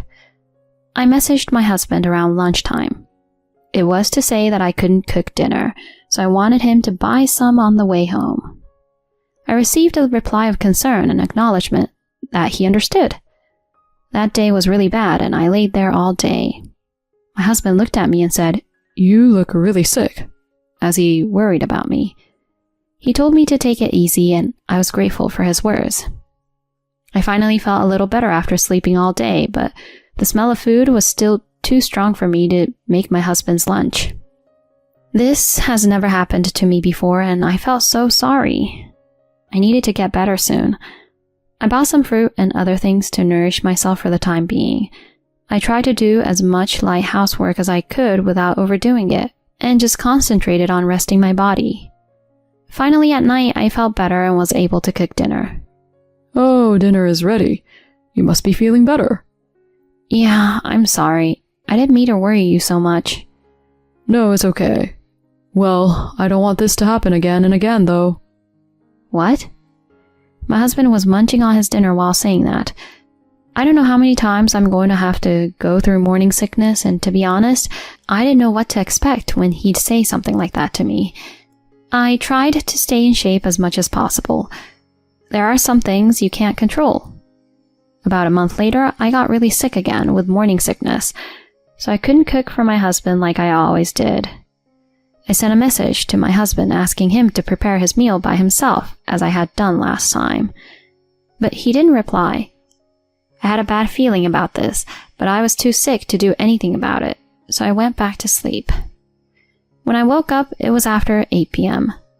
I dragged myself out of bed and went to the living room. My husband was already home, drinking beer in front of the TV. "Hey, I didn't hear you come home. Sorry I couldn't make dinner today." "Yeah, well, you'll have to do better tomorrow, won't you?" My husband turned to me and said in a deep voice. Then he immediately turned to the TV. He seemed to be angry. That's when I remembered what he said the other day about how he didn't want this to happen again and again. But I didn't skip dinner because I didn't want to cook, and I wasn't sick on purpose. I wanted my husband to understand that. I wondered if he would start to give me the cold shoulder when I got sick again. I became even more anxious. And I was right. A week later, I got sick again. I was surprised at myself at how often I felt sick. I was hesitant to contact my husband, but I sent him a message asking him to prepare his meal again. My husband responded very coldly this time. "That's enough. Don't take advantage of me like that. You're a housewife, so do your part." These messages came one after another. Then my husband sent a message saying that if I didn't have any dinner ready, he would go out for a drink. And that was the end of the exchange. It's terrible that he goes out for a drink when his wife is feeling nauseous. I thought he was just angry and said such a thing, but he really went out for a drink and came back at 2 a.m. I was extremely anxious until he came home. I was afraid that my condition would get worse and collapse. And after that, he became very strict with me. "You've been so lazy lately, haven't you? I can tell you've been slacking off on cleaning and cooking." "I'm sorry, but I'm not in the best of shape to do the housework, and this is all I can do." "I told you to stop making excuses like that. Being a housewife is easy, isn't it? I've worked my butt off to provide living for the both of us. But to be treated with such shoddy housework makes me wish I could be you lying around at home." How could he say such a thing? I was shocked. My husband doesn't help me with the housework at all, no matter how hard it is for me. And on the contrary, he abuses me with his words like that. I called my mother-in-law, desperate for help. When I told her that I was very sick from the pregnancy, she told me to go over to their house right away, and she even offered to drive over to pick me up if it was needed. "Madison, are you okay?" The sickness during pregnancy is hard for some people, so don't push yourself too hard. When we arrived at my in-laws' house, my mother-in-law told me to take it easy, and she prepared some food for me to eat that was good for my pregnant body. How about you just stay here for a while? What? Well, your parents' house is too far away and your brother and his wife lives with them, right? That's right. Indeed, my brother and his wife lives with my parents, and since they are quite far away, it was practically impossible for me to go back to my own parents' house. So I was very grateful to be allowed to spend time at my in-laws' house as if they were my own parents. But without me, there would be no one to do the housework. When I said that, my mother-in-law told me not to worry about it. He's a grown man, so he should be able to do that on his own. If it's okay with you, I'll call Kyle right away. I was a little torn, but decided to take my mother-in-law's word for it. Since my mother-in-law contacted Kyle, my husband couldn't complain to his mother and readily allowed me to stay there. I spent some time at my in-laws' house, and I really felt at home. My in-laws treated me as if I was their real daughter, and told me I didn't have to do any of the housework. This allowed me to rest my body and calm down mentally. About a month after I started living there, my husband suddenly came to the house. It was Sunday morning, and my in-laws had just driven to the supermarket in the next town over to do some shopping because they were having a special sale. I was in good health, so I stayed at home and waited for my in-laws. I was surprised when my husband came out of the blue. Kyle, what's wrong? What's wrong? This is my parents' house. It's my business, whether I decide to come home or not. You're the stranger here. He still talked to me coldly. I thought he might be a little nicer to me now that I've been away for a while, but his attitude hadn't changed since right before I left. He sat down on the sofa with a thud and let out a deep sigh. Oh, my head hurts from the hangover. My husband says this, though nobody asked. I drank out last night, or rather until this morning. His wife is going to have a baby soon, and he'd been drinking until the morning. I was listening to my husband, thinking to myself that he was really selfish. Then my husband looked at me. What is it?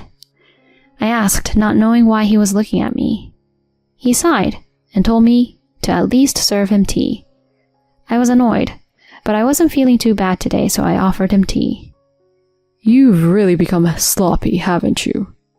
He drank the tea while saying that. Then he laid down on the sofa and started watching TV. I wonder why he came over here. If he just wanted to relax, why didn't he stay back home? Apparently, the place where he had been drinking this morning was closer to his parents' house than to his own. That's why he came here. After relaxing on the sofa, he asked me to cook something for him. By that time, my bump was getting bigger and all my movements were as if in slow motion. I had no choice but to make breakfast for him, though. But he saw me moving so slowly and blurted out. How slow can you move? I hope you haven't been skipping on housework the whole time you've been here. Your mother is kind enough to tell me not to worry about housework, so she's been doing most of it. I answered honestly. Then my husband shrugged his shoulders and made fun of me. Oh, come on. You're always relying on Mom, aren't you? Why don't you at least do the housework by yourself? If I had to deal with a husband who blamed me like that, I would get sick again. So I told him I was sorry and that I would take care of it, and prepared his breakfast as told. Just then, my in-laws came home. Oh, Kyle, you're home. I thought I'd come over to my parents for a bit. You're being too easy on Madison. She's forgotten how to cook and clean. If she comes home after having a baby, and she's still doing everything so slowly, it's just useless. My husband badmouthed me like that, even in front of my in-laws. Then my mother-in-law, who was usually mild-mannered, became furious with my husband. What a thing to say to your pregnant wife. She's going to have a baby soon and her bump is getting bigger, so it's no wonder she's moving slower. Shame on you for not knowing that and saying such a thing to her. What the hell? Why are you so angry? You're in the way and I want you out of my house right now. My husband was surprised because my mother-in-law was fierce, and just like that, my husband was kicked out by my mother-in-law. My in-laws apologized to me when they did nothing wrong. My husband had left and there was peace again. But then he did something unbelievable. It was when my mother-in-law went to check on him for me and picked up a few of my things on the way. My mother-in-law came home furious, and there was my husband next to her. What's going on? Kyle brought home a woman. Huh? I couldn't understand on the spot. Oh, she was just, she is... My husband was choking on his words as if he couldn't find a good excuse. I guess that answers that question. He was having an affair. Since when? How long have you been having an affair? I asked, surprisingly quietly. Well, about 6 months ago. That long? My husband had been having an affair since a little while after we found out I was pregnant. He said it was with a colleague from his company. She told me I was so cool working so hard for my future baby and then... I didn't want to hear what happened after that. My mother-in-law slaps my husband. You're such a scoundrel. You should be ashamed of yourself. My husband looked smaller as my mother-in-law yelled at him. I lost all affection for him at once. I think we'll have to separate. What? I knew I couldn't trust you after what you've been doing and saying lately. I can't imagine how hard it must be for you to be a single mother when you're going to have a child. When my husband said that, my in-laws got angry again. Who do you think is to blame for all this? My husband shut his mouth at that. Madison, you do what you want. I'm sorry our son did such a horrible thing. My in-laws were totally on my side. Anyway, I needed to focus on the birth right now, so they say I can stay with them until the baby was born. And they cut off their son and didn't allow him to come back to their house. I safely gave birth a little while later. A healthy baby girl was born. My in-laws were very happy to see their grandchild. Of course, I didn't let my husband see her. After that, I divorced my husband and filed for alimony against him and the affair partner. And of course, I asked my husband for child support. For the time being, it allowed me to live on that while I looked for a job. I immediately went job hunting and luckily got hired. I kept my daughter at a daycare center and decided to live as a single mother from then on.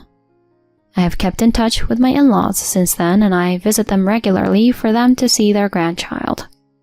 I heard that my ex-husband tried to remarry his affair partner, but apparently she actually had a real boyfriend and dumped him without a second thought.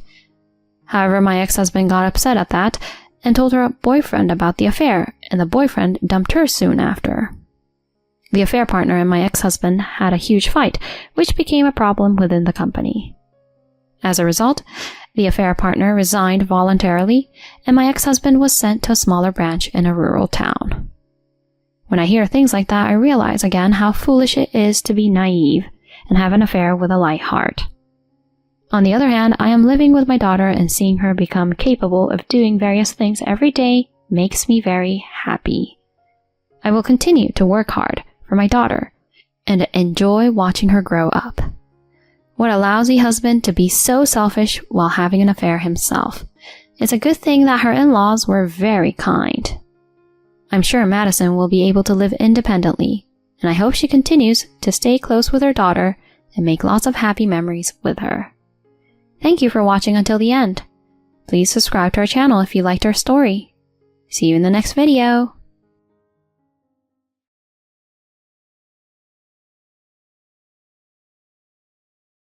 You guys made the decision to remodel the house on your own, so why do I have to pay for it? My mother-in-law makes an unreasonable remark. Surprisingly, my husband sides with her. Right, just as you say. What? I'm stunned by his unexpected reply. What are you thinking, honey? I'm Kylie, a 35-year-old busy nurse. My job is quite demanding, but I find it challenging and satisfying. I've been lucky to have someone who has been my main pillar of support. my husband Martin. We went to the same high school and started going out during university. So we have been together for over 15 years, even though we've only been married for about 2 years. Being together for so long, we've grown to understand each other quite well and accept each other's flaws. Sharing a life with him brings a sense of security and peace, and spending time with him is invaluable to me. Despite the happiness in our lives, there is someone who troubles us. My mother-in-law, Julie. She clearly disliked me from the first time we met. Are you the same girlfriend who's been with Martin since college? Never thought you'd keep it up for so long. No more goals would give up and step aside, don't you think? You should have let him go.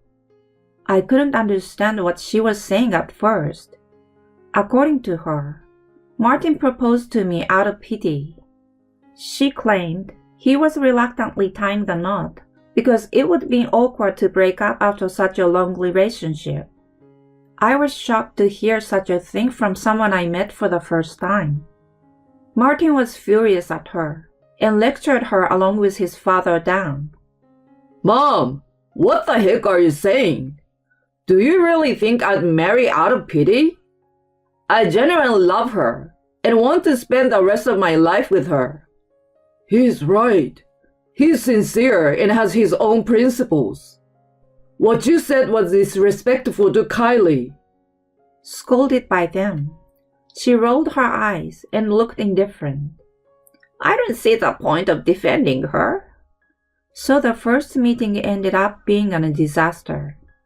When we had dinner with both sets of family, she kept making snide remarks about me and my parents, only to be scolded by her husband and son. Since I had already informed my parents about her, they weren't too surprised, but they were still amazed at the extent of her behavior. Despite all this, we managed to have a beautiful wedding and have been living happily.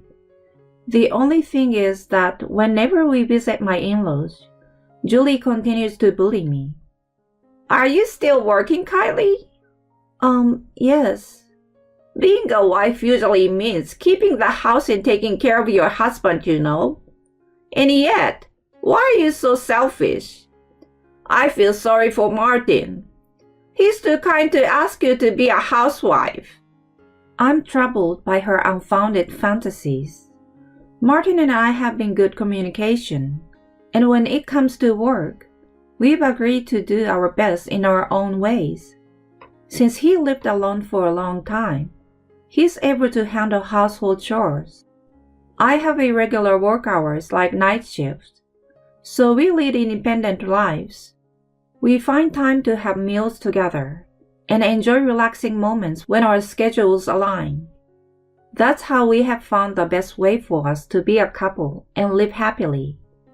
Mom, are you telling her something unnecessary again? Don't tell me you were picking on her. I didn't say anything really. I just gave her a little lecture. What do you mean, a lecture? You said something nasty, didn't you? Oh, please. Anyway, did you get what I was telling you, Kylie? You better follow what I say. She blubbers random things as she walks away. When Martin and Dan are not around, she starts insulting me immediately. It's really amazing how she never gets tired of it. She's had this attitude toward me since we got married, so honestly, I don't like her. I thought she would eventually get tired of bullying me, but she has kept it up without fail. Even when scolded by Dan and Martin, she doesn't care. I think she could use that strength for something better. Unlike her, Dan is incredibly pleasant to be with. We go out to eat with him sometimes. He tells Julie he's meeting his friends and secretly comes out with us. If she finds out that she has been left out, she would definitely be furious. Well, ideally we would love to go as a family of 4, but with her attacking me non-stop, it's impossible. Besides, both Martin and Dan find it more relaxing without her selfish and overbearing presence. So it's better for the three of us to have a peaceful meal. Everything other than her had been going well in our lives, and she was the only troublesome presence. However, just recently, an unexpected event occurred. Dan suddenly fell seriously ill and passed away. Both Martin and I were quite shaken by the sudden news. When we rushed to the hospital, his cold and lifeless body was lying there. Dad. Martin crumbled to his knees at the sight of him. While comforting Martin, I couldn't stop my tears either.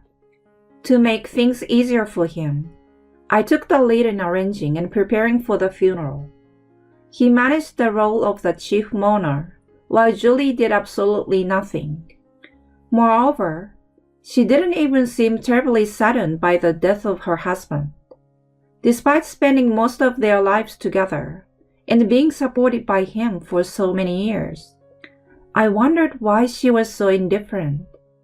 Regardless of her questionable demeanor, we were able to have a heartfelt gathering where his memories were cherished.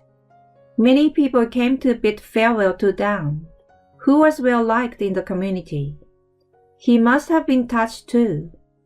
Well, it was a bit unfortunate that the love of his life seems to be unemotional. After the funeral, we tried to go back to our normal routine.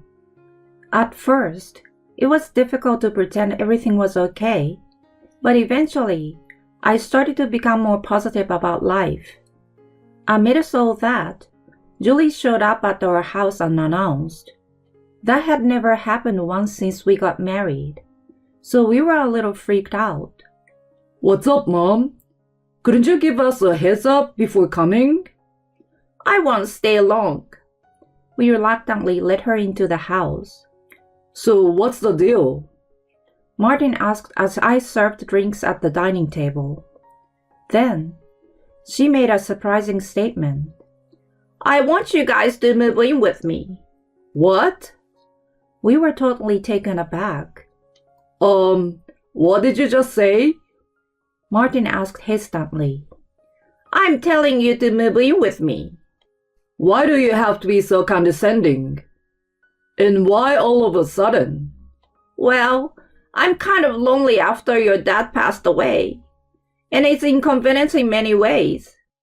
There's no one to do the heavy lifting, and living alone in a big house makes cleaning a pain.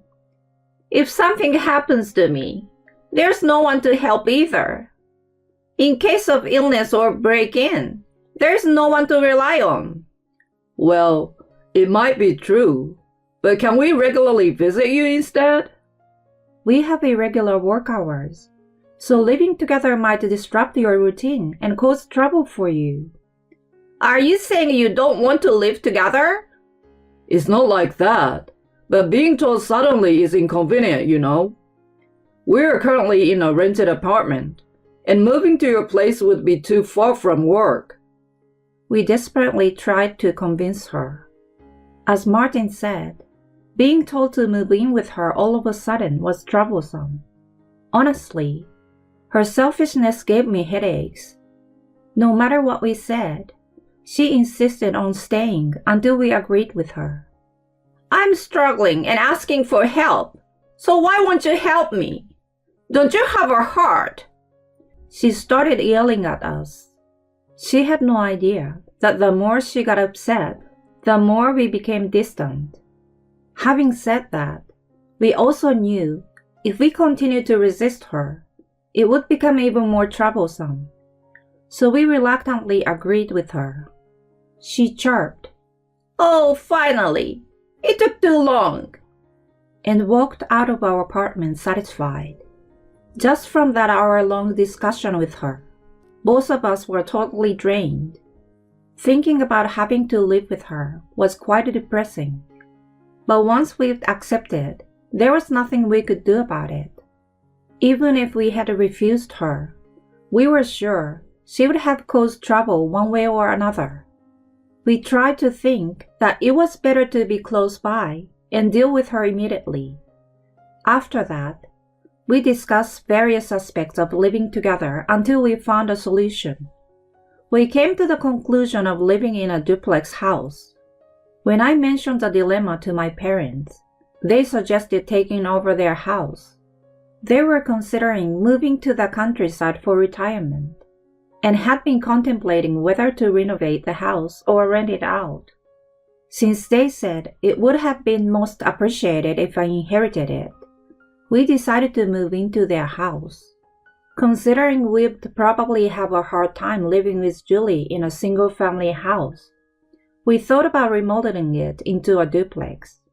Also, as I mentioned to her before, my work hours were irregular, so I was concerned about inconveniencing her with late night or early morning comings and goings and daily noises. So splitting the house into 2 separate residences seemed like the best idea. We explained all this to her at one point. Are you okay with our plan? Martin explained in detail, but she wasn't really listening. Yeah, that's fine. So we can live in a proper house, right? Of course. We'll remodel it. Then there's no problem. I got really worried if it was genuinely okay, but since she said it was fine, I had let it go. Then we proceeded with the construction. After a few months, the house was complete and we moved in. We were very impressed by the aesthetic. Even from the outside, it looked so clean and new, like it was just built from scratch. It's amazing, isn't it? The remodeling was definitely a good idea. We were just in awe of our new residence. Suddenly, we were pulled back to reality by Julie's scream. What the heck is this? Why is it a duplex house? We turned around to look at her, perplexed. She was glaring at us with a terrifying expression. I never agreed to this. The entrances are even separated, so it's not living together. We sighed at her angry complaints. Mom, I checked with you a few times, right? I explained in detail, and now you're complaining? I told you it would be a separate living because our lives are irregular and might cause inconvenience otherwise, right? Well, you might have said something like that, but I don't approve. You did say it was fine. I've confirmed it with you multiple times. This is non-negotiable. Take it or leave it. Faced with Martin's firm stance, she couldn't retort and mumbled something. It seemed like she wasn't entirely convinced, but she reluctantly agreed and went inside her own house. We breathed a sigh of relief. It was really frustrating not knowing when she would explode. It was a good thing we went for a duplex. Even so, she continued to be a bother though. The doorbell rang repeatedly. It was undoubtedly her. What's up, Julie? I came to eat dinner. Huh? I forgot to go to the supermarket. It's still 7, so it's still open, you know. Come on. If I go now and make dinner, it will be pretty late, right? I thought having yours would be better than nothing. Why did she have to say it like that? What are you having? Beef stew, but... That sounds perfect. I will help you finish it rather than let it go to waste. She forced herself into the house. Then she plopped down on the sofa without hesitation and changed the TV channel on her own. I'm starving, so get it ready soon. Martin won't be home until 8, so I will be waiting until then. No way! I can't wait that long. Just prepare it for me first. She got upset like a child. I reluctantly prepared the stew for her and set it on the table. She sat down and ate it while keeping her eyes on TV. As expected, there were no words of gratitude from her. She finished it in no time and then sat back on the sofa to watch TV. I sighed as I cleared her dishes. She was like an ill-mannered child. When Martin came back, he was surprised to find her in our living room. He was exasperated when I explained the situation. From then on, she ate dinner at our house almost every night. She practically treated our place as her own, and we started getting irritated with her attitude. What's more, she made us do everything while not lifting her finger herself. Not only house chores, but she didn't contribute a penny to that remodeling cost, even though we discussed splitting. Also, she ate at our house every day, but she didn't pitch in for groceries. When we finally asked her to contribute at least for her own food, she came up with nonsensical excuses, saying she was just letting us treat her and showed no intention of paying. While we were earning decently, with the remodeling cost and the daily growing food expenses, our expenditures had become quite high. So we had to confront her once again. Mom, it's time to pay up. What do I have to pay for? It was a promise, right? We agreed to split the remodeling cost. It's been a few months since we moved in, but you haven't paid a dime. When Martin pressed her, she got defensive. You guys made the decision on your own, right? So why do I need to pay? I didn't agree to a duplex house to begin with.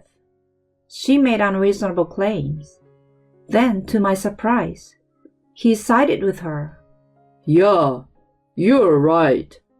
What? I was stunned by his unexpected reply. Sorry, Mom. When he apologized, she put a smug look on her face. No worries, if you understand. Just be more careful from now on. I wasn't satisfied, but he grabbed my hand, and we left her house. Hey, what are you thinking? Back at our place, I questioned him. What if we sell this house? But if we do that, your mom won't have a place to live. Don't worry about her anymore. If she wants to do whatever she wants, let her do it alone. Let's live just the two of us. His idea shifted my thoughts in that direction. You were so right. We've been too accommodating to her for too long.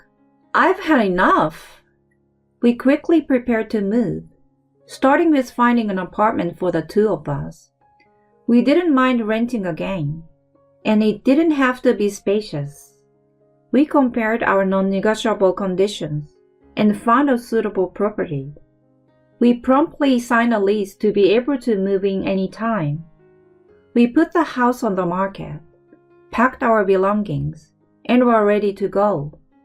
Meanwhile, Julie had no clue what was going on. We kept it a secret until the last minute to trouble her. Soon after, the moving company arrived and started loading our belongings. Then, Julie rushed over in a panic. What in the world is going on? Are you guys moving? Yeah, we are. Then there's no point. What am I supposed to do alone? You are still healthy. You can live alone. We are cutting ties with you, Mom. What are you saying? You can't do such a thing. Yeah, we can. And we won't be dealing with you anymore. When he firmly stated, she got angry and defiant. What's wrong with you, you idiot? I will be fine without you guys anyway. I will live it up in this house. Then we dropped a bomb on her. What are you talking about? We've already put this house on the market. What? The owner is moving, so it's obvious, isn't it? Wait a minute, Martin. So I will have to leave too? Yeah, but if you buy the house, you can stay. Right, honey? Sure. Would you like to buy my house? What do you mean by your house? Looks like you haven't been listening at all. This house was originally my family house. I inherited it and remodeled it. Really? so I have the right to sell it. Of course, you will have to leave too. If you try to remain, I will have you arrested for trespassing." Oh no! She finally seemed to understand her situation. Wait! If you leave me behind, who will I rely on? Martin, are you abandoning your own mother? You only bring out your family when it suits you, huh? I can't see myself caring about someone like that anymore. We're moving now. You should leave soon too. Martin! She was left speechless, looking pale. We left the house without giving another glance at her. Later, she was forcibly kicked out of the house.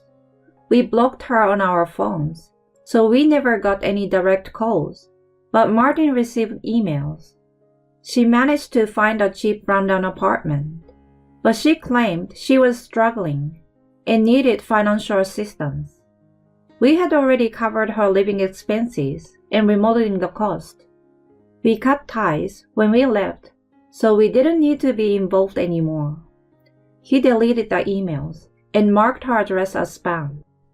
We heard from relatives that she was accumulating debts and seeking financial help, but we told them not to engage and explained that we were no longer connected.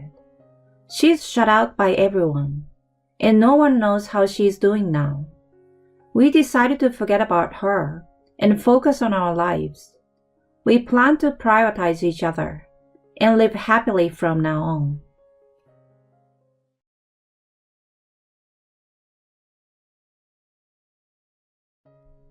I have no intention of dealing with your parents.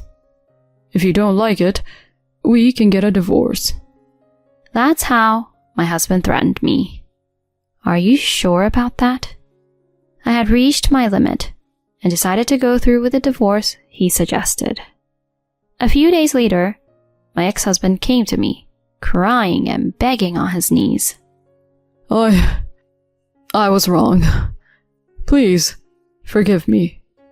My name is Sally, a 27-year-old office worker. I had been married to David for a year. We met back in college. I was a freshman then, excited about the new campus life. At a club recruitment event, David approached me. He was 2 years older than me and was in the tennis club.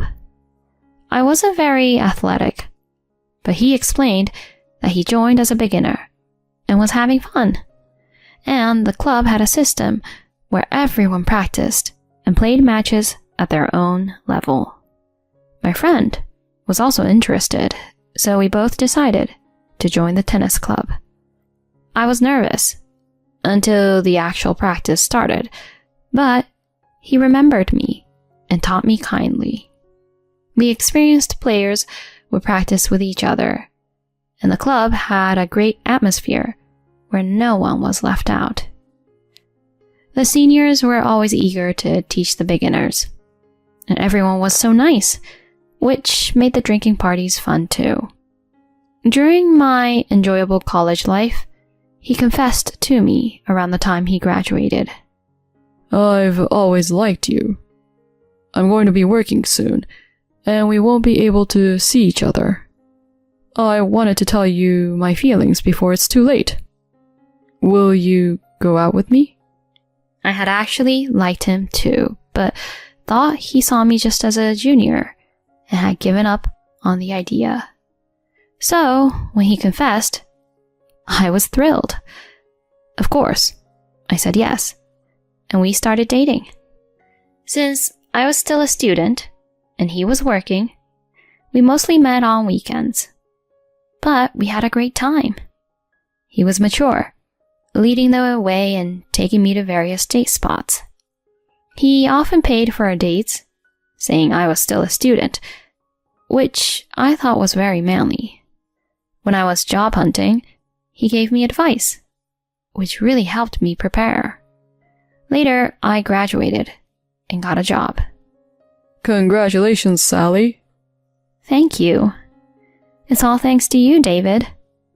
No, it's because you worked hard. Then he suggested, Now that we're both working, how about we live together? You mean move in together? Yeah. I thought it was better for you to focus on studies while in school. That might be a good idea. I was happy he suggested moving in together. We decided to inform our parents about it. Thank you for thinking to meet my parents. It's fine. It would be shocking if your parents just popped in and found out we were living together. Plus, it doesn't leave a good impression if I don't meet them first. Oh, David. I was glad he was so responsible, valuing our relationship and considering others. We went to my parents' house and we told them about our intention to live together. However, my parents were against the idea. Why? What's the reason? I didn't understand at the time. For them, it was too soon. You haven't even lived alone yet. And you're about to start working, which means you don't know the hardships of being an employee. Starting to live together without fully establishing independence isn't good. First, get used to the job. Then, experience living alone. Only after you can live by yourself should you consider living with a partner. That's the right order, in my opinion. But both of us were shocked at their opposition. We were even looking at apartments together. Can't you really make an exception? I'm sorry. It's not that we don't trust you.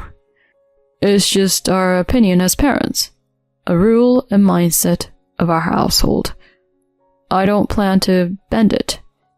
So, if you want to live together, please, wait a bit longer. Mom and Dad, you're being too rigid. There are so many couples younger than me who are living together. And what if you end up getting pregnant? It's dangerous to act without considering the risks, getting carried away by the fun parts. We want you to have a solid foundation to handle any situation. You might be angry with us now, but please, understand. He wouldn't budge. So David and I had no choice but to give up on moving in together. I had to apologize and send him home. I apologized again via text, and he seemed pretty shocked. I was very upset with my parents. Why did they oppose it so much? I'm 22 years old. I can be independent. But my parents wouldn't listen to my words. They dismissed me like a child, throwing a tantrum. There's a big difference between saying you can be independent and actually being independent.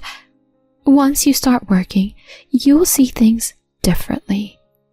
You're still young. Don't rush. Take it step by step. I felt so rebellious against my parents, who wouldn't understand my feelings. But as soon as I started working, I began to see that my parents were right. I realized how tough it was to live as an adult. Just going to work every day and slowly learning a massive amount of work was mentally exhausting. I felt even living alone would be challenging in such a state. There's no way I could have managed cooking dinner or cleaning. If David and I had moved in together, we probably would have fought endlessly. That's when I understood what my parents meant. It was ridiculous for me, who wasn't even prepared to be independent, to suddenly think about moving in together. Being at home, supported by my parents while focusing on work, was what I needed most at the moment. I dedicated myself to my job, wanting to gain the confidence to live on my own and prove it to my parents. Slowly, I became accustomed to work and started to see what it meant to live as a working adult, a corporate employee. After working for over half a year and saving up enough money, I was ready for living alone. On weekends, I learned cooking from my mom and made lunchboxes on days I could. Seeing this, my parents must have felt I was ready. They finally agreed to me living alone. So I started living alone in an apartment near my company. I managed to cook every day, and even with some overtime, I could still focus on my work. Before I knew it, I was the top performer among my peers and got an early raise. This boosted my confidence. Unlike my student days, I naturally developed a more mature way of thinking, and I could feel the change in myself, even when I was with David. We continued dating smoothly, visiting each other's places while living separately. He would often ask, "Isn't it about time we started living together?" But I felt it wasn't time yet. I think I need to experience living alone a bit more. I want to make sure I can manage life on my own, even when work gets busier. "I see," he replied, somewhat reluctantly, but eventually agreed. After living alone for 2 years, managing my work and household chores even during busy periods, and saving money responsibly, I felt confident that I could handle whatever came my way. So I told David that I was ready to move in together. He was happy and immediately suggested moving in. We visited my parents again to inform them, and this time they recognized my independence and appreciated that David had patiently waited. They easily gave their blessings for us to live together. Next, we talked with David's parents, who were kind and said, "If that's what you both want, we have no objections." With their approval, we finally got the green light to live together. We excitedly searched for an apartment and signed a lease for a place that fit all our criteria. Choosing the kitchenware, furniture, and appliances together was a lot of fun. My income had increased significantly, and I had much more peace of mind than when I first started working. I'm glad we decided to move in together at this time. And so we started living together, finally realizing our long-awaited dream. No more saying goodbye after dates. Without feeling that slight sadness anymore, living together was so enjoyable. We spent time waiting for each other at home, going out to cafes or driving on weekends. We spent such happy times together. But even then, I noticed some small things. Living together brought up small differences in values and perceptions, things he or I might want the other to stop or that bothered us a bit. When these moments came up, I always tried to point them out carefully and gently. If we had moved in together before becoming working adults, I probably wouldn't have been able to handle these situations as well, and the worst case scenario might have been a breakup. I truly felt it was the right time to start living together. About a year after we started cohabiting, he proposed to me. "We've been together for about 7 years, and I want to be with you forever. That will never change. Will you marry me?" I felt the same and immediately accepted. Yes, I will. That's how we decided to get married. Since we had already introduced each other to our parents during our cohabitation, both sets of parents readily accepted our decision to remarry. We smoothly arranged a meeting between our families and had our wedding. Everything from our engagement to the wedding seemed to happen in the blink of an eye. Many people attended and celebrated our union, making me incredibly happy.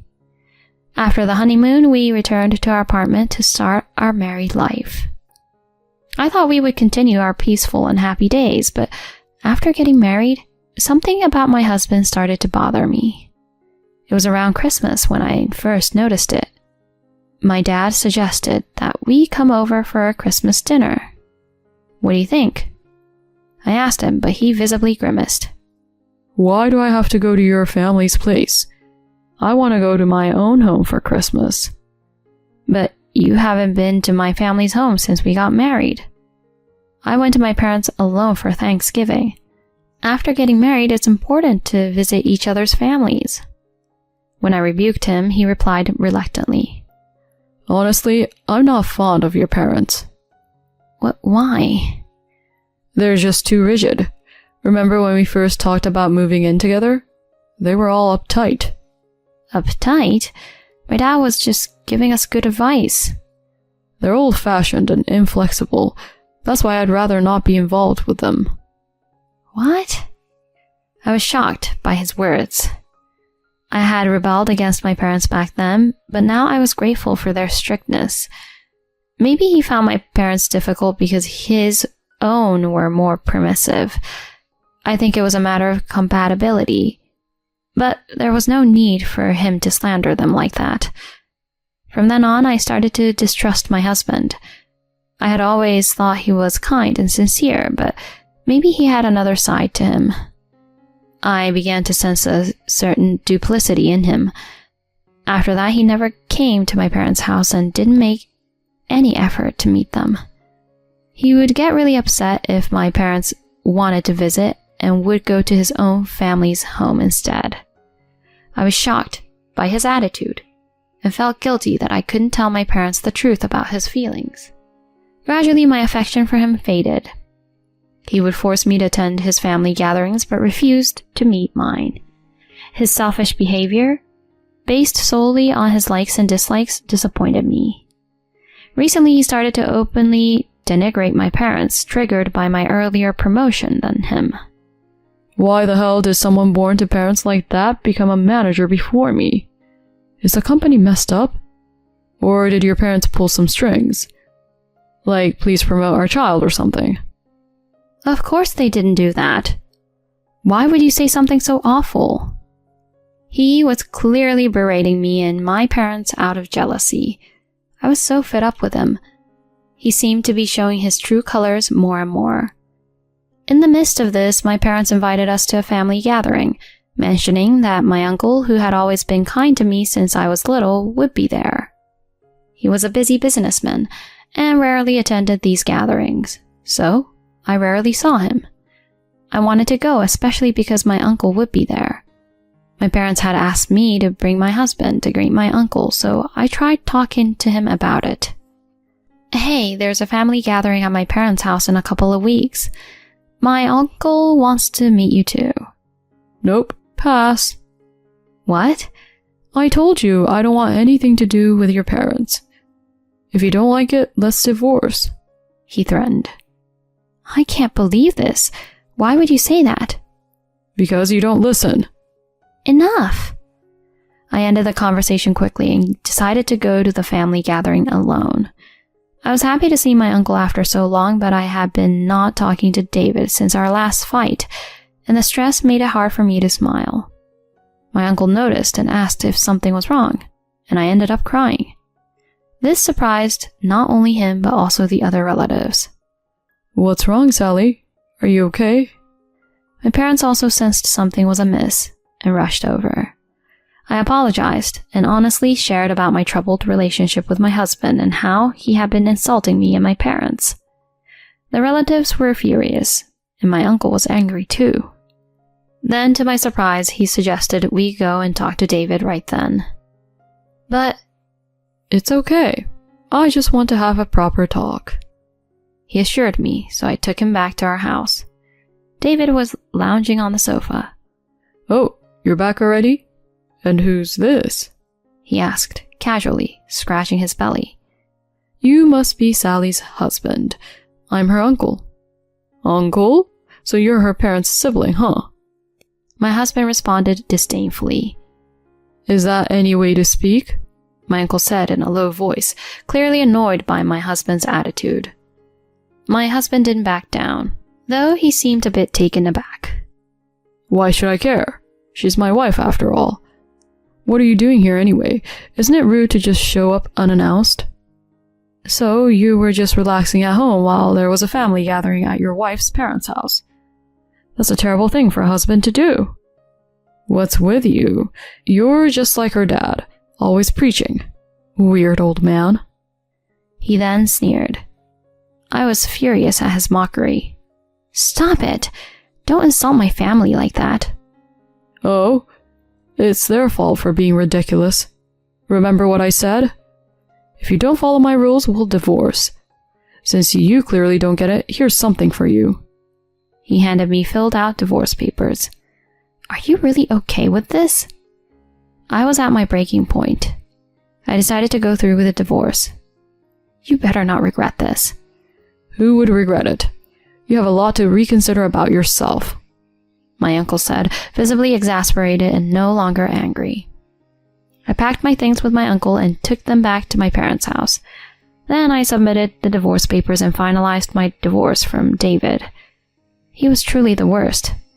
Why hadn't I seen how petty he was? I apologized to my parents and uncle numerous times. Although they comforted me, saying it wasn't my fault. I felt responsible for marrying such a man. But it wasn't over yet.